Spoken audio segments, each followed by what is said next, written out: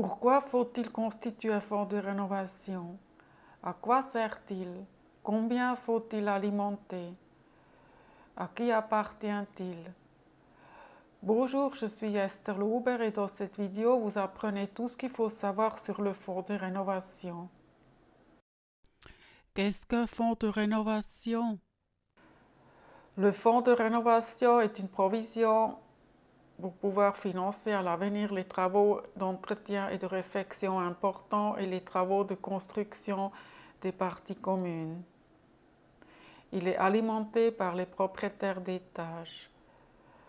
Il sert en outre à garantir les engagements financiers de la propriété par étage. Comment constituer le fonds de rénovation?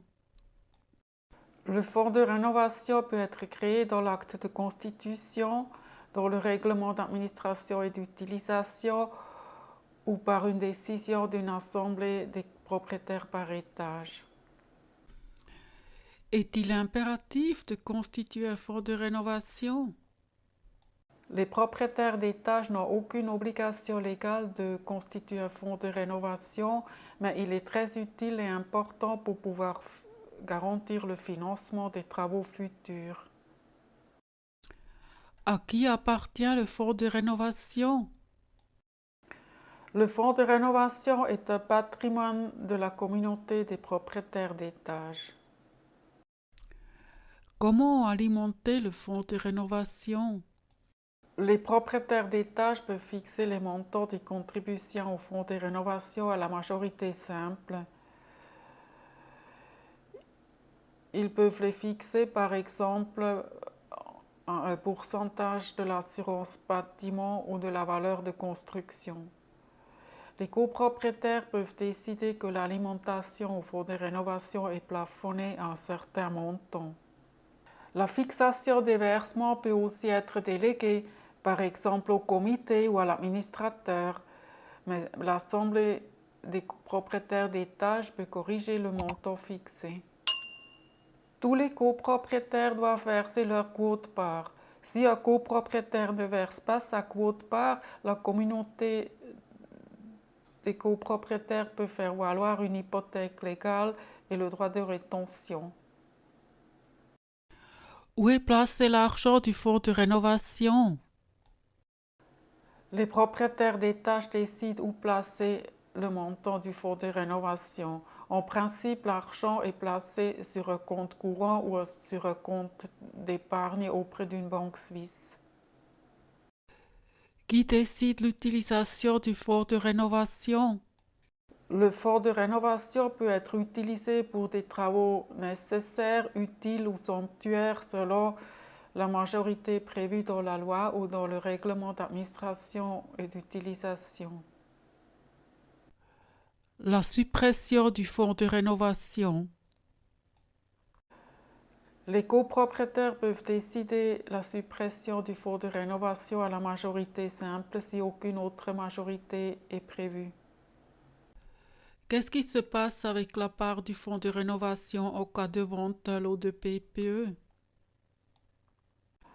En cas de vente d'un lot de propriété par étage, le vendeur ne peut pas demander le remboursement de sa quote-part. Elle est liée au lot de propriété par étage et reprise automatiquement par l'acheteur du lot.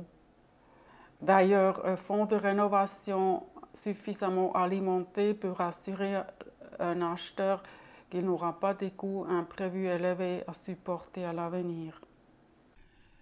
Qui paye les impôts sur la fortune et les intérêts du fonds de rénovation? Chaque copropriétaire a l'obligation de déclarer sa quote-part du fonds de rénovation et les revenus qui en découlent à l'administration fiscale de son domicile principal. Qui récupère les impôts anticipés du fonds de rénovation? La restitution des impôts anticipés est demandée par la communauté de copropriété. Le droit de remboursement de la communauté est limité à la part afférente aux copropriétaires domiciliés en Suisse. Les personnes domiciliées à l'étranger peuvent seulement requérir individuellement le remboursement de l'impôt anticipé total ou partiel s'ils sont domiciliés dans un État avec qui la Suisse a conclu une convention de double imposition. Est-ce que les contributions sont déductibles fiscalement? Les contributions au fonds de rénovation sont déductibles fiscalement dans le canton de Genève et dans certains cantons en Suisse. Qu'est-ce qui se passe si le fonds de rénovation n'est pas assez alimenté en cas de travaux importants? Si le fonds de rénovation n'est pas assez alimenté pour financer les travaux de rénovation, un appel de fonds sera nécessaire et chaque copropriétaire devra payer sa quote-part du montant manquant.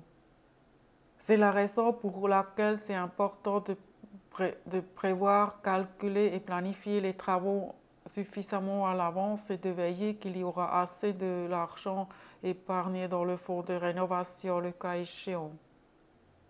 J'espère que ces informations vous sont utiles.